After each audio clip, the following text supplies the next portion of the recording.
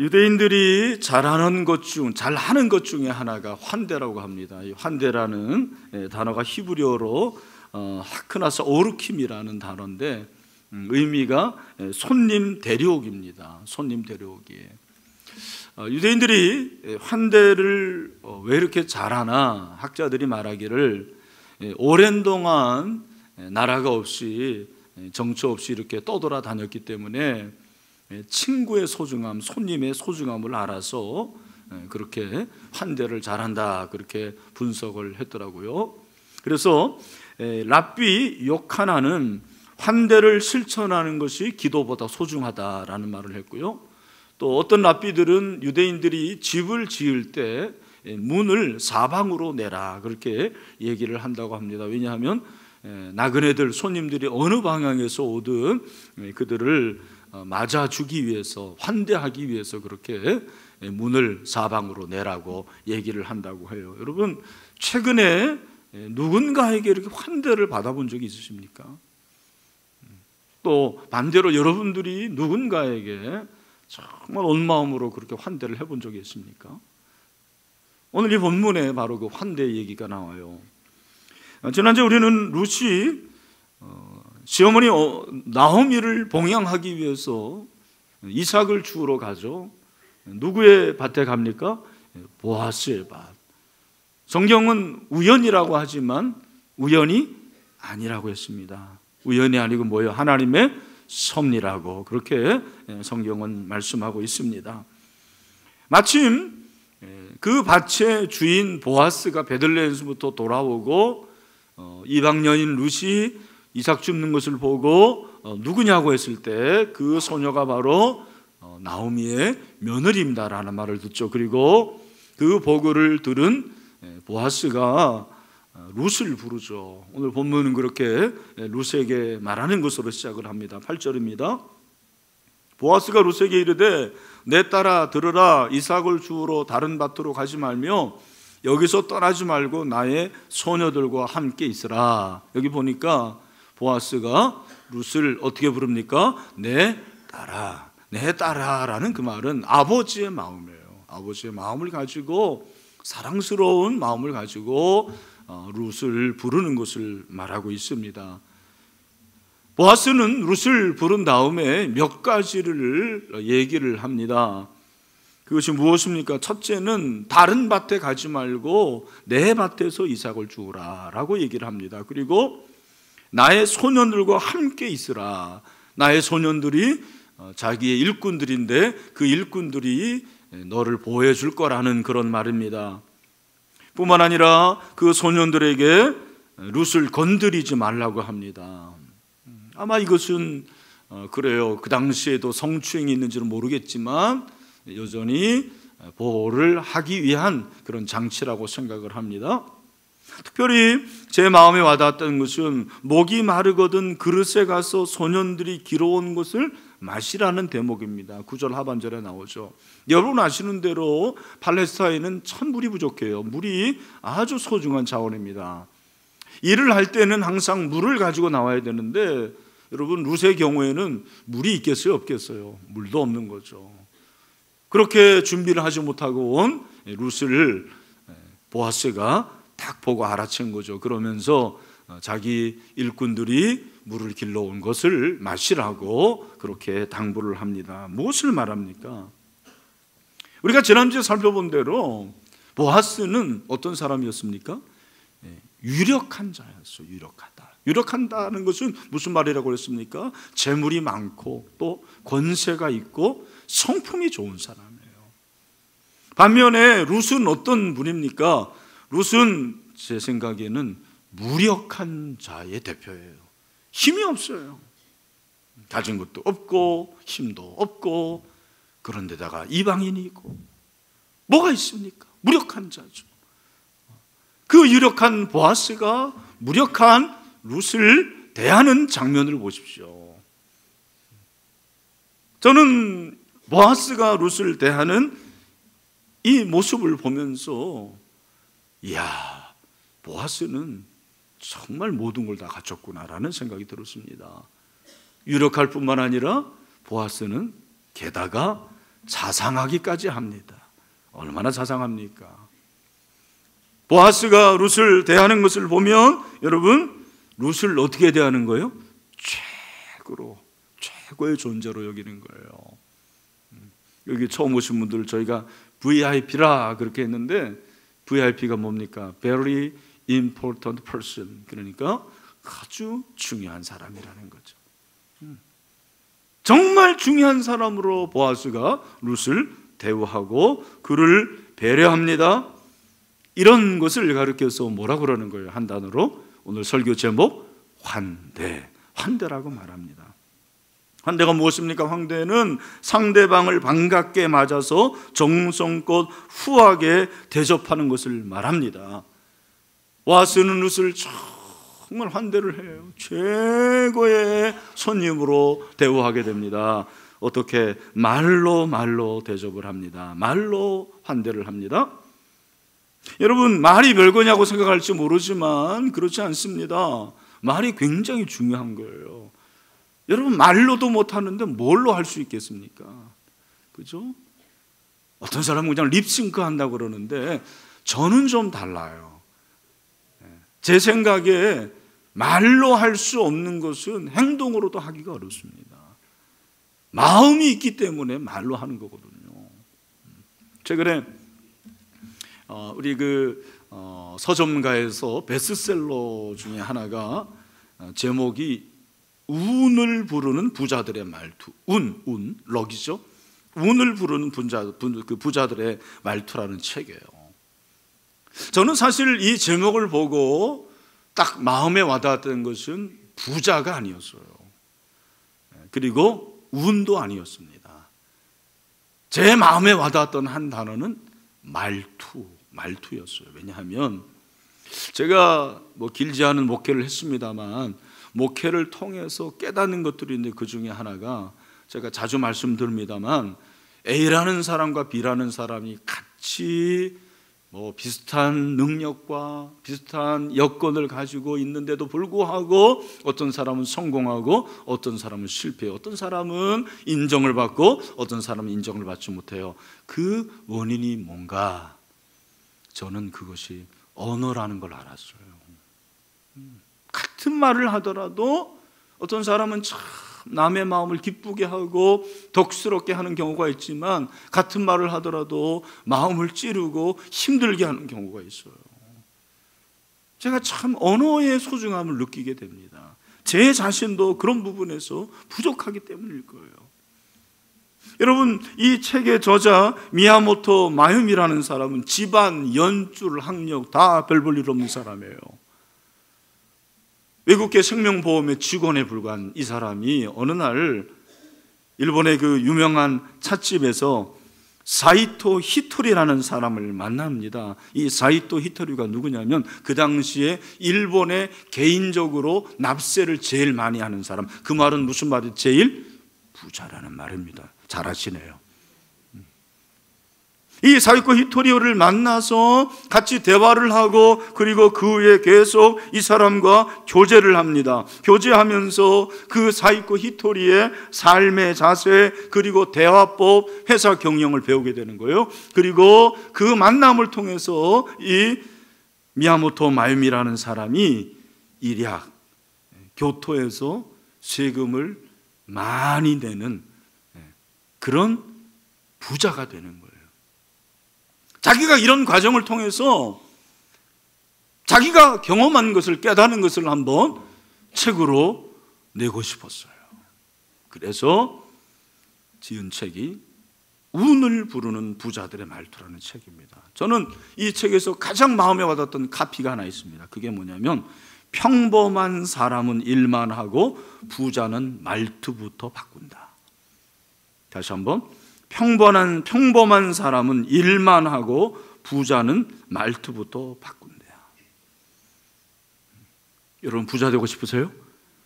네, 그런 사람 별로 없는 모양인데 부자 되고 싶으신 분들은 말투부터 바꾸시길 바랍니다. 네. 평범한 사람은 일만 하는 거, 열심히 성실하는 거 중요하죠. 그러나 일만 하면 일로 끝납니다. 언어가 바뀌어야 된다라는 거예요. 내가 사용하는 언어를 바꿔야 돼요.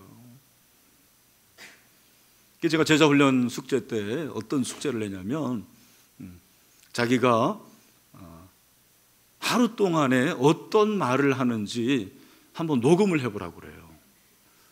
요즘 휴대폰에 이 녹음 기능이 발달되어 있어서 뭐 하루 종일은 어렵지만 몇 시간은 녹음할 수 있거든요. 그리고 밤에 들어보라고 합니다. 결과는 가관입니다. 진짜 못 듣겠다라는 거예요. 내가 이런 말을 하는 줄 모르겠다라는 거예요.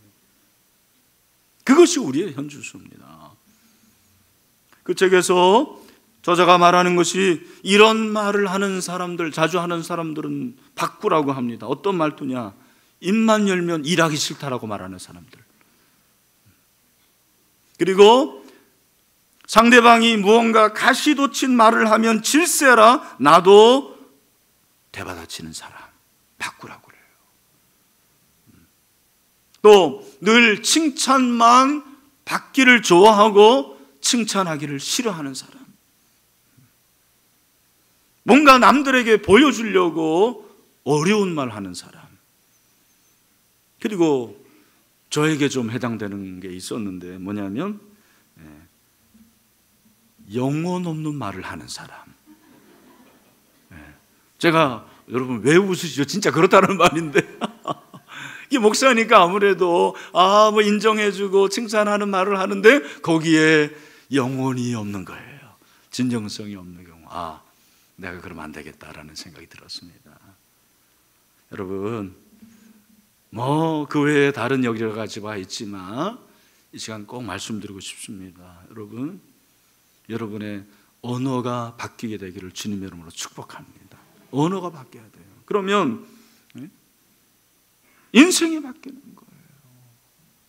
제가 이렇게 신일교회를 볼 때 참 우리 신일교회는 좋은 교회입니다. 아멘 안 해도 사실이니까 괜찮습니다. 우리 신일교회는 따뜻한 교회입니다. 처음 오는 우리 새가족들이 참 따뜻하다는 말을 해요. 그런데 그 안에 들어가 보면 좀 지나고 나보면 우리의 민낯이 나오는 거예요. 좀 교회를 다녔다고 하는 분들, 이런 분들 좀 이해하고 들으십시오. 너무 함부로 말을 해요. 교회 안에서 진짜 말이 셉니다. 거친 말을 해요. 상대방을 배려하지 않아요. 왜? 내가 이 교회 오래 다녔으니까. 주인 행세를 하는 거죠. 제가 그런 얘기를 들을 때마다 참 가슴이 그냥 철컹철컹 덜컹덜컹이죠. 사실은 내려앉습니다. 내가 저렇게 말하는구나. 내가 저렇게 얘기하는구나. 우리 교회가 제자 훈련 많이 했는데 언어 훈련을 제대로 못했구나. 여러분 성경은 말합니다. 성경은 언어가 나의 인격이라는 거예요. 내가 말하는 그것이 나라고 그렇게 성경은 말씀하고 있습니다.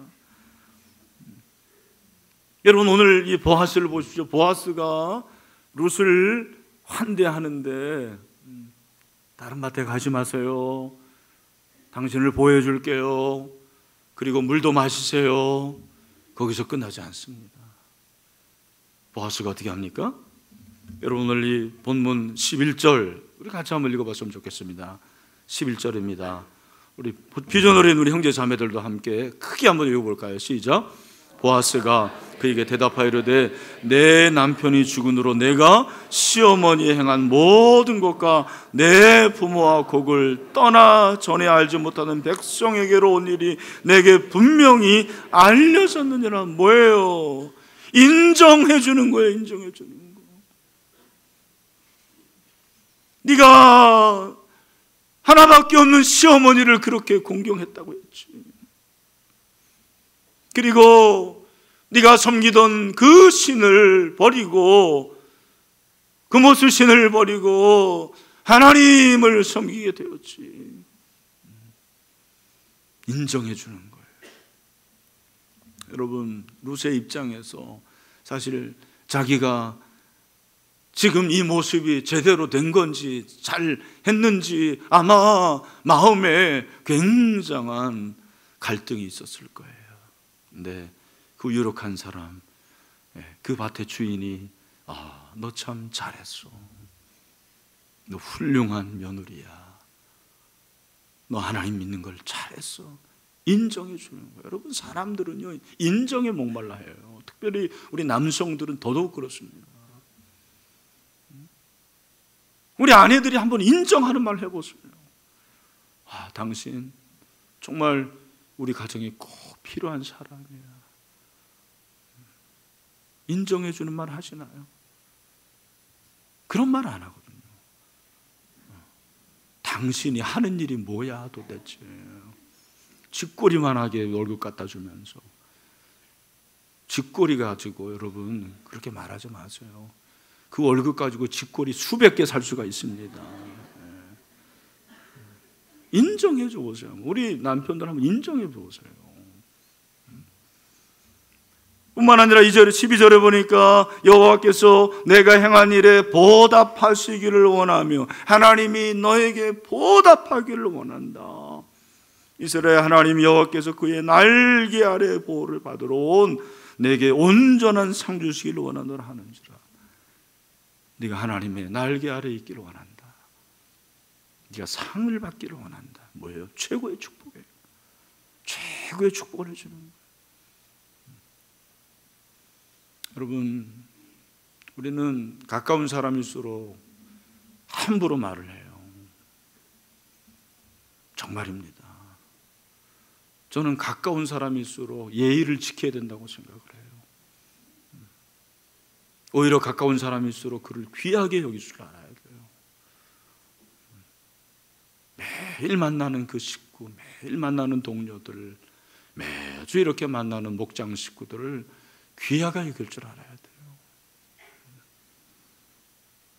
내 마음에 쌓은 것을 말로 표현을 하는 거예요.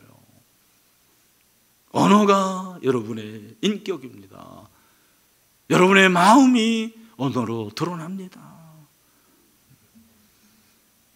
누가복음 6장 45절을 보니까 선한 사람은 마음에 쌓은 선에서 손을 내고 악한 자는 그 쌓은 악에서 악을 내나니 이는 마음에 가득한 것을 뭘로? 입으로 말함이니라. 여러분, 마음이 악한 사람은 악한 말을 해요. 마음이 부정적인 사람들은 부정적인 말을 할 수밖에 없습니다. 선한 사람은 마음이 선한 거예요. 선한 말을 하게 됩니다. 오늘 이렇게 여러분들이 예배에 오셨는데 저는 여러분들이 언어를 바꾸면 인생이 바뀐다고 믿는 사람이에요. 생각이 바뀌어야지 언어가 바뀌어요. 제가 늘 말씀드립니다. 생각하지 못하는 건 말도 못해요. 자, 내가 하나님에 대한 지식이 없으면 기도 못해요. 왜? 생각이 없는데 어떻게 기도를 합니까? 그죠? 그냥 도와주세요. 하나님 잘 되게 해주세요. 왜? 내가 그거밖에 모르니까. 마음과 생각이 없는 거죠. 우리 여기 남편들이 있는데 이번 주에 꼭 가서 여러분들이 실천할 한마디를 제가 말씀을 드릴게요. 꼭 실천하실 거죠? 네, 별로 대답을 안 하시네. 우리 한번 남성들만 따라 합시다. 이렇게 하시면 돼요. 여보! 왜 이렇게 안 하죠? 네, 자, 남성들이 많은 것 같은데 우리 교회 남성들이 많거든요. 네. 여보! 당신 너무 아름다워요. 네. 여성들은 아름답다 그러면 끝나는 거예요. 네. 근데 신기한 거는요, 남성들이 자기 마누라에게는 아름답다고 예쁘다고 안 하고 엄한 여성한테 예쁘다고 그래요. 이게 문제인 것 같아요. 물론 그것도 좋아요. 근데 요즘에는 그런 말도 함부로 하면 큰일 납니다. 네, 그죠? 네. 그저 그냥 여러분의 아내에게 예쁘다고 그러세요. 아내가 예쁘면 모든 게 끝납니다. 그냥. 그죠? 네. 우리 아내들 한번 따라 합시다. 여보. 네. 좀 더 크게. 여보, 당신 최고예요. 네. 말로만 하지 마시고, 그리고 이것도 한번 해야죠. 엄지척을 다시 시작해. 여보, 당신 최고예요. 아멘. 네. 여러분 그렇게 하시기를 축원합니다. 네. 예.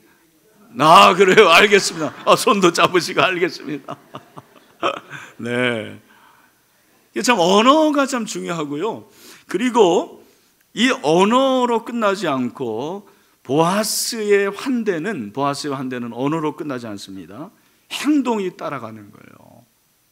이게 저는 이제 14절 이하를 보니까 식사할 때, 점심 식사할 때가 됐습니다. 보아스가 룻에게 이리 오라고 그래요. 식사에 초대를 합니다. 여러분, 이 이삭 줍는 이방 여인이 주인의 식탁에 올 수 있어요, 없어요? 없어요. 그 초대를 합니다. 와서 같이 밥 먹자. 그런데 떡을 준비하고 떡만 준비하는 게 아니고 초를 찍어 먹어라. 초친다 그거 아니에요? 이 초는 소스예요, 소스. 예? 소스를 찍어 먹게 합니다. 그리고요, 뿐만 아니라 그걸로 끝나지 않고 떡만 주는 게 아니고 곡식을 볶아가지고 그 볶은 곡식을 줘요. 여러분, 룻이 이런 음식을 언제 먹어봤겠어요? 곡식을 볶아가지고 배불리 먹게 해요. 배불리 남게 합니다. 이게 환대예요. 제가 보면은요, 우리가 남들에게 이렇게 식사를 대접한다든지 그리고 뭔가를 대접을 할 때가 있는데요, 어떤 사람은 대접하면서도 그 대접하는 사람이 많이 먹을 바가 불불불 떠는 사람들이 있어요. 보면 이야, 그런 밥 먹으면 체해요. 여러분 많이 먹게 하세요. 이왕 여러분들이 대접할 때 후히 먹게 하고 배불리 먹게 하고 남게 해보세요. 여러분, 식사를 대접하는 것은 그냥 배고픈 그 배를 채우는 의미가 아니에요. 이 팔레스타인에서 식사를 대접한다라는 것은 이 손님을 대접한다라는 이것을 말하는 거예요. 손님 대접이에요. 두 번째는 특별한 일을 기념하기 위해서 식사를 대접하는 거예요. 그러니까 보아스는 이 날을 굉장히 소중하게 기념하고 싶었다는 것을 말합니다. 그리고 식사를 통해서 사회적 관계와 지위를 표현하기도 합니다. 특별히 이것은 그러니까 보아스와 룻의 관계가 어떤 관계냐면 가족의 관계를 말하는 거예요. 그 공동체의 가족으로서 초대를 하는 거죠. 마치 다윗이 요나단이 죽고 요나단의 그 남은 아들 무비보셋 절름발이었습니다. 장인이었습니다. 그를 자기 궁궐에 초대를 합니다. 그리고 밥 먹을 때마다 그 무비보셋을 초대를 합니다. 무엇을 말합니까? 그냥 장애인을 대우하는 그게 아니에요. 너는 내 가족이다라는 거예요. 너는 나의 식구라는 거예요. 보아스는 룻에게 이런 환대를 하는 거예요. 너는 나의 식구다. 너는 나의 가족이다. 놀라운 환대. 우리 이제 목장을 모이는데 여러분 꼭 목장을 가셔야 됩니다. 어떤 분은 목장이 있다고 그러니까 진짜 우리 교회에 어디 목장이 있어가지고 대관령 간다고 생각하는데 옛날 구역이죠. 소그룹입니다. 저는 늘 말씀드립니다. 목장에는 말씀이 있어야 되고요, 기도가 있어야 되고, 또 하나는 먹을 게 있어야 돼요. 그래서 먹을 거 안 주는 목장은 가지 마세요, 여러분. 진짜입니다. 꼭 먹을 게 있어야 돼요. 그건 뭘 말하는 거냐면 그냥 우리가 지금 이 시대에 뭐 밥 한 끼 못 먹습니까? 그런 사람은 없잖아요. 그 밥이라는 것은 식구예요, 식구. 목녀가 밥을 대접하고 밥을 지우는 것은 무엇을 말합니까? 그 목원들이 뭐라는 거예요? 내 식구라는 거예요, 식구. 같이 나누는 거예요. 저는 우리 목장 가운데 이런 환대가 있게 되기를 소원합니다. 여러분, 이 복음이 들어가면은요 놀라운 환대를 하게 되더라고요. 전라북도 김제군 금산리에 데이트 선교사가 세운 금산교회가 있어요. 이 교회가 성장을 해서 장로를 뽑게 됐습니다. 그런데 그 교회에 양반과 쌍놈이 같이 교회를 다니게 된 거예요. 양반이 조덕신이라는 사람이고, 그 조덕신 씨의 마부 여러분 아시죠? 마부가 이자익이라는 사람이었어요. 두 사람이 함께 신앙을 받아들여 가지고 교회 생활을 하게 됐는데 장로를 선출하는 공동회의가 열리게 됐습니다. 여러분 같으면 누가 장로로 선출이 되겠습니까? 양반이었죠. 다 그렇게 예상을 했어요. 그런데 투표 결과를 딱 봤더니 조덕신 씨는 떨어지고 이자익이 장로로 선출이 된 거예요. 와, 그 현장이 그냥 술렁술렁 하는 거죠. 그때 조덕신 씨가 의장하고, 의장이 그 선교사는 데이트 선교사예요. 할 말이 있습니다. 다들 긴장을 했어요. 무슨 말을 할까? 여러분, 제가 데리고 있는 이자익을 장로로 선출해 주셔서 참 감사합니다. 이 얘기를 한 거예요. 여러분, 놀라운 거지 않습니까? 이런 환대가 어디 있습니까? 이 소문이 주변에 나오고 점점 성도들이 몰려오게 됐을 때 조덕신 씨가 장로도 아닌데 교회를 위해서 자기 배밭을 팔아요. 그리고 예배당을 건축하는데 처음으로 기역자 예배당이 있죠.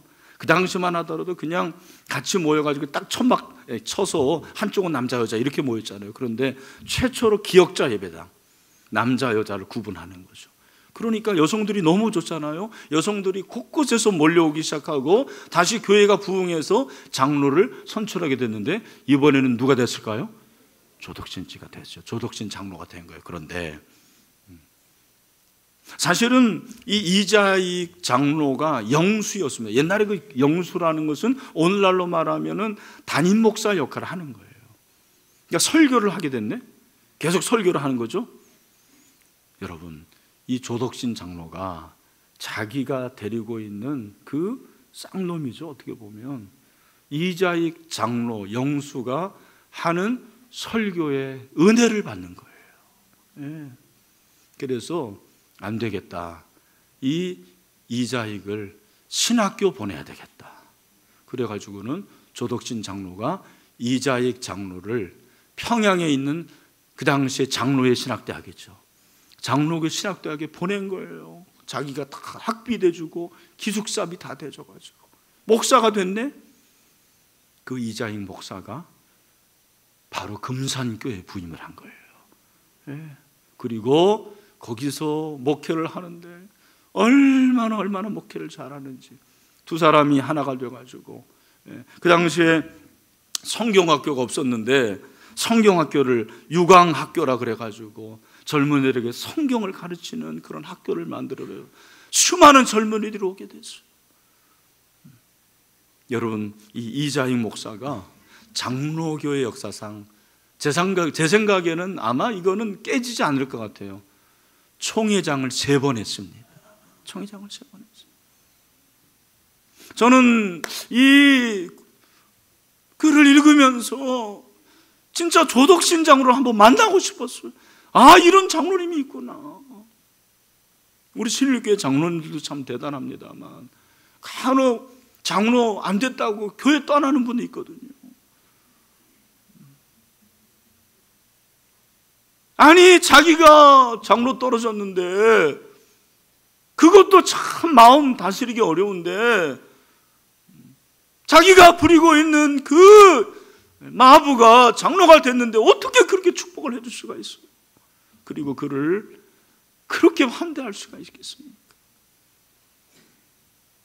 저는 우리에게 물론 이렇게 되기는 참 어려운 것 같아요. 하나님의 특별한 은혜지만 이렇게라도 좀 해보기로 노력하는, 시도하는 그런 믿음이 있게 되기를 주님으로 축원합니다. 여러분, 세상에도 환대는 있어요. 이걸 아셔야 돼요. 어쩌면 세상 사람들이 더 환대 잘할 수가 있어요. 왜? 그들은 돈이 있으니까. 근데 저는 한 가지 질문을 해봅니다. 과연 기독교의 환대와 비기독교인들의 환대가 뭐가 다를까? 여러분, 뭐가 다르다고 생각하십니까? 뭐가 다릅니까? 오늘 이 본문에서 아주 중요한 것을 저는 발견을 합니다. 여러분, 12절에 보면 보아스가 룻에게 뭐라고 얘기하냐면, 우리 12절을 다시 한번 읽어볼까요? 좀 주목하는 의미에서 12절입니다. 시작. 여호와께서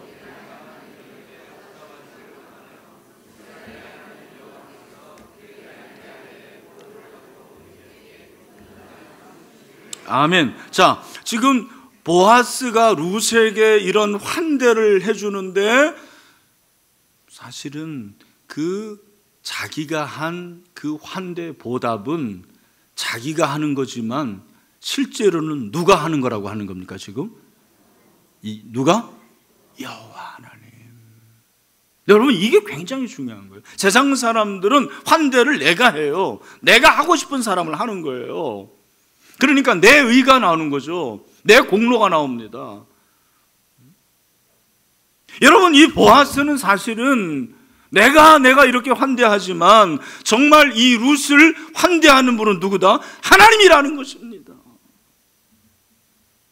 그런 의미에서 환대는 신적인 언어라고 생각해요. 여러분, 내가 환대하지만 사실은 나는 하나님의 수단과 통로밖에 안 돼요. 그리고 환대하는 대상도 사실은 이 사람은 환대할 수 있고 저 사람은 환대할 수 없고 그게 아닙니다. 여러분, 모든 사람이 우리가 환대해야 될 대상이라는 것을 잊지 마시기를 바랍니다. 우리가 환대해야 될 이유가 다른 거예요. 하나님이 우리를 환대해 주셨기 때문에 우리가 환대하는 거죠. 하나님이 우리를 최고의 사랑으로 환대해 주셨기 때문에 저와 여러분이 환대를 하는 거예요. 사도 바울은 에베소서 1장 7절에서 우리는 그리스도 안에서 그의 은혜의 풍성함을 따라 그의 피로 말미암아 속량 곧 죄 사함을 얻었느니라, 그렇게 말씀하고 있습니다. 여러분, 여기 보니까 우리는 그리스도 안에서 그의 은혜의 풍성함을 받았다고 말하고 있습니다. 여러분, 우리는 모두 다 하나님의 은혜의 풍성함을 받은 자들입니다. 그 은혜는 부족함이 없는 은혜, 겨우 되는 은혜가 아닙니다. 흘러 넘치는 은혜입니다. 그런 환대를 저와 여러분이 받은 거예요. 그 환대의 현장이 바로 골고다의 십자가입니다. 우리는 십자가에서 하나님의 최고의 환대를 받았습니다. 하나님은 우리에게 환대를 베풀기 위해서 그의 아들을 죽게 하셨습니다. 제가 새벽축제에 누가복음 15장으로 탕자의 비유를 말씀을 드렸어요. 아마 새가족들도 기억하실 거예요. 거기서 그 작은 아들은 누구를 가리킨다고 그랬습니까? 나입니다. 나. 여러분 인간입니다. 거기서 아버지는 누구를 가리킨다고 그랬습니까? 하나님 아버지입니다. 작은 아들이 돌아왔을 때 아버지가 어떻게 합니까? 달려가서 입을 맞춥니다. 안아줍니다. 가장 좋은 새 옷을 입힙니다. 아들의 권위를 회복시킵니다. 그리고 가락지를 끼워줍니다. 그 아들의 정체성입니다. 뿐만 아니라 신발을 신겨줍니다. 살진 송아지를 잡아 잔치를 베풉니다. 여러분, 이것이 바로 아버지가 아들에게 준 환대였습니다. 이러한 놀라운 환대를 하나님께서 저와 여러분에게 주셨습니다. 그러니까 여러분, 우리가 환대하는 이유가 다른 거예요. 내가 환대해가지고 그 사람 뭔가 주의를 끌고 그 사람에게 뭔가 얻으려고 환대하는 게 아니에요. 그냥 무조건적으로 하나님이 나를 환대해 주셨기 때문에 내가 환대하는 거죠. 그런 의미에서 환대는 하나님의 역사인 줄로 믿습니다. 그래서 십자가의 죽음과 부활이 하나님의 궁극적인 환대의 표현입니다. 한스 브루스마라는 사람이 그런 말을 했어요. 저는 100% 동감합니다. 마지막으로 환대의 최종 목적이 무엇입니까? 여러분 오늘 말씀을 보면 보아스가 룻에게 베푼 환대는 어떤 의미가 있냐면 경계를 넘어선 환대예요. 잘 들으세요. 여러분 유대인들은 철저하게 이웃이 정해져 있었습니다. 그 이웃은 같은 민족이고 그 이웃은 내가 사랑할 만한 사람이 이웃이었습니다. 여러분 그런데 보아스는 이 경계를 허물었습니다. 이 경계를 벗어났습니다. 이방인이요 여인인 그 롯에게 환대를 베푸는 거예요. 저는 이것이 복음의 정신이라고 생각을 합니다. 여러분 우리 모두 다 이방인이었지만 하나님이 베풀어 주시는 최고의 환대를 받았습니다. 이것은 경계를 넘어선 하나님의 사랑인 줄로 믿습니다. 여러분 이걸 아셔야 돼요. 내가 누군가에게 환대하잖아요. 특별히 믿지 않는 자들에게 환대하는 것은 그것은 구원의 목적입니다. 이걸 아셔야 돼요. 내가 일부러 그렇게 하는 것이지만 사실 내 마음속에 원하든 원하지 않되 환대하면 그가 구원받고 그 구원의 역사로 말미암아 우리가 환대하는 것을 보고 믿지 않는 자들이 하나님의 영광을 보는 그날이 오게 될 줄로 믿습니다. 아멘. 그렇게 되시기를 축원합니다. 말씀했습니다. 여러분 최근 3개월 동안 누군가에게 환대를 베푼 적이 있습니까? 아니 최근 1년 동안 누군가에게 정말 환대를 베풀어 본 적이 있습니까? 저는 제 개인적인 간증을 지금 못하지만 정말 환대를 받아본 적이 있어요. 몇 년 전에 제가 그 환대를 잊을 수가 없어요. 그래서 저에게 환대를 베푼 그분에게 저도 최고의 환대를 냈습니다. 와, 놀라운 일이 일어나는 거예요. 저는 그래서 이 환대라는 단어를 좋아해요. 오늘날은 갑질이 대세입니다. 그리스도인은 갑질하면 안 돼요. 여러분 환대할 수 있는 여러분이 되시기를 주님의 이름으로 축원합니다. 그래서 환대를 통해서 구원의 역사가 나타나고 하나님의 영광이 나타날 수 있는 그런 하나님의 도구로 쓰임받게 되기를 주님의 이름으로 축원합니다. 우리 다 같이 일어나겠습니다. 우리 마지막 찬송. 자, 오늘 이